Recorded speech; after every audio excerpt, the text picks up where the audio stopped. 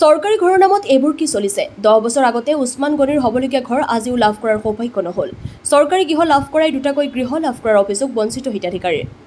কংগ্ৰেছ চৰকাৰৰ আমোলত ইন্দিৰা আৱাস গৃহ আঁচনিৰ ব্যাপক খেলিমেলিৰ পিছত এতিয়া বিজেপি চৰকাৰৰ আমোলত পিএম গৃহ আঁচনিটো একাংশ প্ৰকৃত দুখীয়া দৰিদ্ৰ পৰিয়ালে ঘৰ ঘৰ বুলি কান্দি থকাৰ পাছতো চৰকাৰী গৃহ লাভৰ সৌভাগ্য ঘটা নাই দৰাঙৰ চিপাঝাৰ উন্নয়ন খণ্ডৰ চেঙেলিয়াজাৰ গাঁও পঞ্চায়তত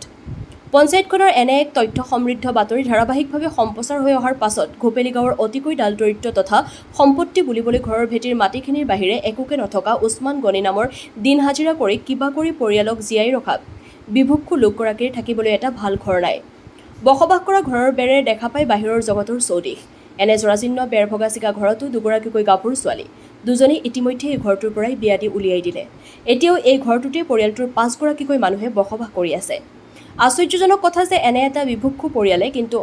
পিএম গৃহ এটা লাভ কৰাৰ সৌভাগ্য উদয় হোৱা নাই বঞ্চিত হিতাধিকাৰীৰ অভিযোগ 10 বছৰ আগতে পঞ্চায়তৰ প্ৰতিনিধি উছমান গনিৰ ঘৰলৈ ঘৰ দিবলৈ আহিছিল যাৰ পিছত উছমান গনিয়ে ঘৰৰ আশাত খেতাপুৰা মুখত হাঁহি বিৰিঙি উঠিছিল কিন্তু আশ্চৰ্যজনক কথা যে 10 বছৰ পূৰ্বে হ'বলগীয়া উছমান গনিৰ চৰকাৰ গৃহ কিন্তু 10 বছৰ পাছতো পাবলৈ সক্ষম হোৱা নাই উছমান গনিৰ কি দুখ কি দায় জগৰ কোট বুজি নাপায় ইফালে উছমান গনিয়ে তেওঁৰ নিকটৱৰ্তী সকলোৱে চৰকাৰী গৃহ লাভ কৰাৰ কথা উল্লেখ কৰি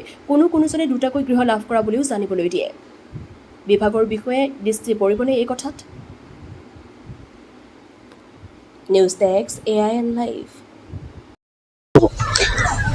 মোহাম্মদ উছমান গনি গাঁওখন গাঁও ঘোপেলি পঞ্চায়ত চেঙেলিয়াঝাৰ গাঁও পঞ্চায়ত আপোনাৰ এই ঘৰটো ইমান জৰাজীৰ্ণ আৰু আপোনাৰ নিকটৱৰ্তী আটাইখিনি মানুহে ঘৰৰ পৰা দেখা পায় আপুনি কিয় পোৱা নাই অকল কি আপুনি আচ্ছা মই নোপোৱা কাৰণ হ'ল মোৰ টকা পইচা নাই মেইন প্ৰব্লেম হ'ল আজি 10 বছৰ আগতে এই ঘৰ দিব আহিছিলে কিন্তু তেওঁলোকক টকা লাগে 10,000 গতিকে টকা দিব নোৱাৰাৰ কাৰণে ঘৰ নাই মোৰ 10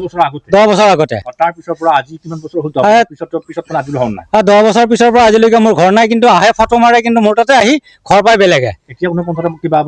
পঞ্চায়তৰ মানুহ আহিছে নাই এতিয়া পঞ্চায়তৰ মানুহ এতিয়া বৰ্তমান অহা নাই কিন্তু এই আজি 4-5 মাহ আগতে আহি পেলাই ফটো মাৰি গৈছে ফটো কৰি